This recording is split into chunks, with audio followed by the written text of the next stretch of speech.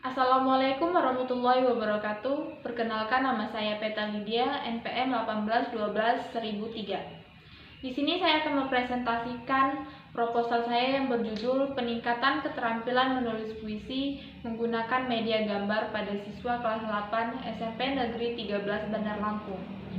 Selanjutnya saya akan menjelaskan bab pertama, pendahuluan. Yang pertama itu ada latar belakang masalah, yang kedua ada identifikasi masalah. Nah, di identifikasi masalah ini ada dua.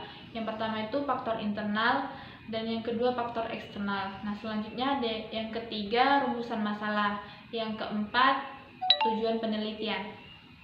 Yang pertama, latar belakang masalah. Di sini saya mengambil latar belakang masalah tentang pembelajaran bahasa Indonesia meliputi pembelajaran keterampilan bahasa yang mencakup keterampilan mendengarkan atau menyimak, berbicara, membaca, dan menulis. Keterampilan mendengarkan atau menyimak ini adalah keterampilan yang memahami bahasa lisan yang bersifat preseptif.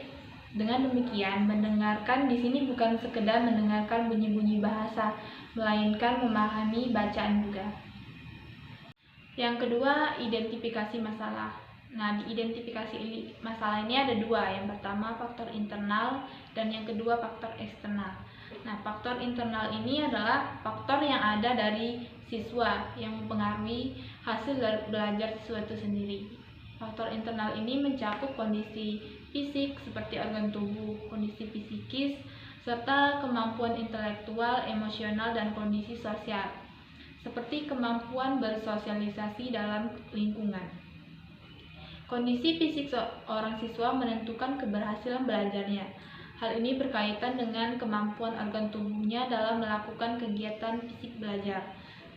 Kemampuan intelektual siswa menjadi penentu kualitas dalam waktu seorang siswa dalam menyelesaikan tugas yang diberikan oleh guru. Yang kedua ada faktor eksternal.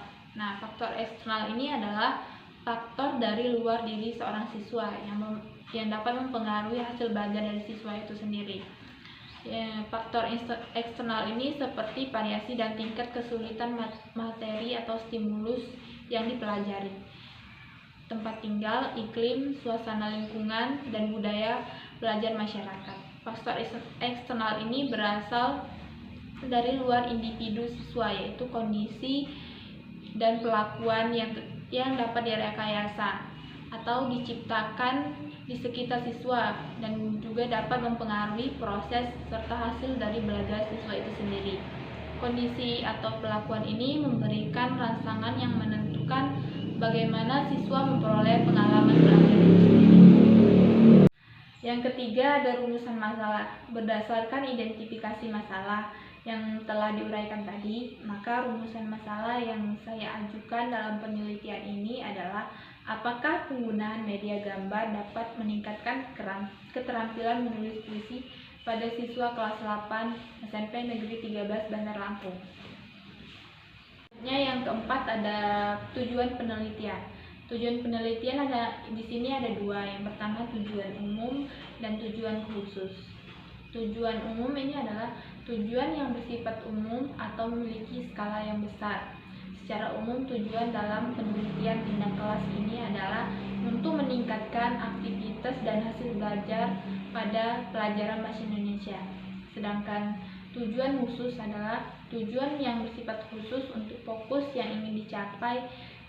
Tujuan yang diharapkan dalam penelitian ini yaitu meningkatkan keterampilan menulis puisi melalui media gambar pada siswa kelas 8 SMP Negeri 13 Bandar Lampung. Yang selanjutnya bab 2 tinjauan pustaka. Bab 2 ini ada dua poin. Yang pertama kajian teori, yang kedua media gambar. Nah, kajian teori ini mempunyai tujuan.